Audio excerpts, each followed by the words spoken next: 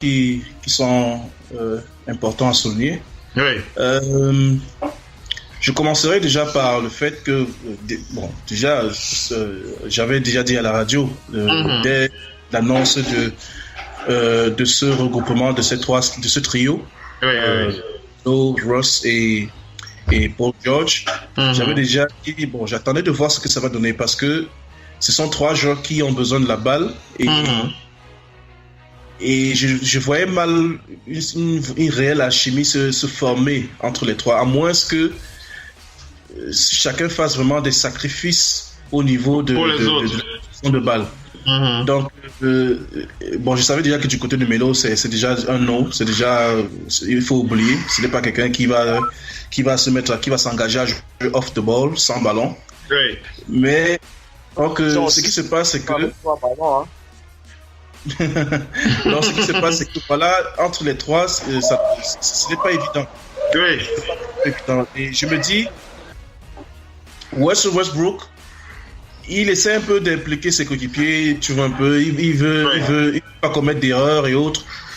Mais je me dis aussi que d'une part, il est conscient que Paul George est là pour une saison. Oui. Et Melo, probablement pareil. Oui. Tu vois un peu. Oui. Et il se dit, en essayant d'impliquer ces gars, peut-être que ça va aussi leur donner l'envie de jouer avec lui davantage. D'accord. Et pourquoi pas de signer un nouveau contrat avec le club.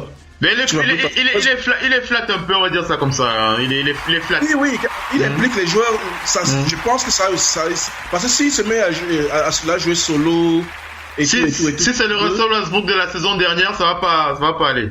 Non, je vais parler selon la mentalité qu'il a eue depuis le début de saison. D'accord. Carmelo et autres lui disent que tu dois être en mode MVP. Oui. On te reconnaît pas. On veut le Westbrook qu'on a vu la saison dernière.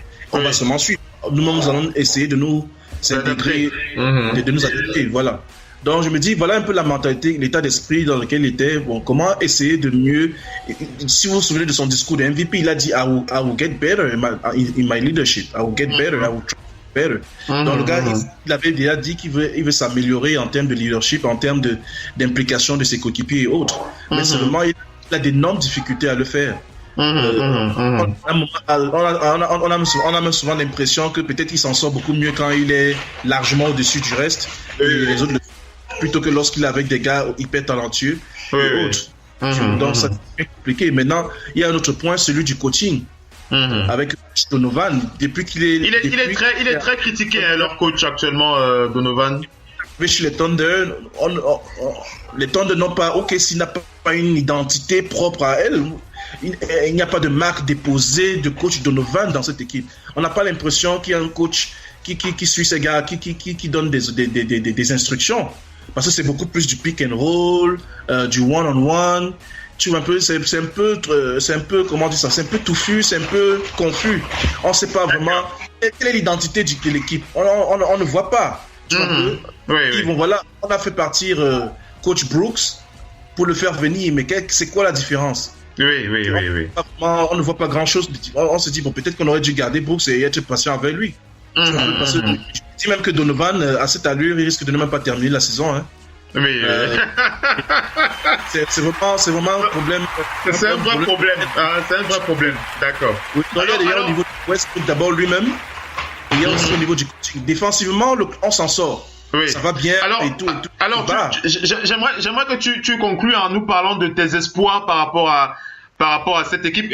Comment est-ce que tu peux, en termes d'espérance, qu'est-ce que tu espères que d'ici après le All-Star Game que les choses soient calées? Quels sont tes espoirs pour le Thunder, Eddie? C'est difficile vraiment pour être honnête. C'est difficile parce que. Mais comment tu vas être pessimiste avec une équipe comme ça, Eddie? Non, parce que je le dis sincèrement parce que ça fait déjà 3 saisons qu'on a ce coach dans le fond. Et je ne vois pas de pente montante. Je ne vois pas de. Il faut analyser un peu sur sa performance sur un graphe. Je ne vois pas de courbe montante. Je vois plutôt une peu. Soit elle est stagnante, soit elle est décroissante. Tu vois un peu. Je serais vraiment choqué s'il y a un U-turn, comme on dit en anglais, un retournement, un renversement de situation et autres. Moi, déjà, le coaching, c'est difficile de voir quelque chose changer avec ce coaching. Ça, c'est de 1. Et de 2, il y a le banc de touche. On a vraiment des difficultés au banc de touche. Oui. Bon, je ne sais pas vraiment sur Patterson parce que je l'ai vu à Toronto. Il n'a pas été. Tu t'étais exprimé, tu disais que c'est le joueur qu'il faut trader d'ailleurs. C'est ce que tu disais. Oui, parce que. Oui, c'est pour moi, c'est celui. Si on peut trouver des jeunes jambes, des gars qui vont se battre, qui vont prendre des tirs ouverts. Il faut le laisser partir. Rapidement à la place de Patterson. Donc, mais je me dis, bon voilà, l'espoir que j'ai par rapport à l'équipe, je me dis, bon voilà, ce qui va se passer, c'est que éventuellement, les gars vont devoir faire des réunions privées et décider vraiment de cela jouer dur. D'accord. Et je pourrais donner mon jugement final après le All-Star Game. D'accord. On les laisse encore en observation du côté d'Oklahoma City. Vous êtes bien sur Radio Hors Parquet, la radio qui vous parle de NBA, la radio qui vous écoute. Basketball, c'est mieux à la radio.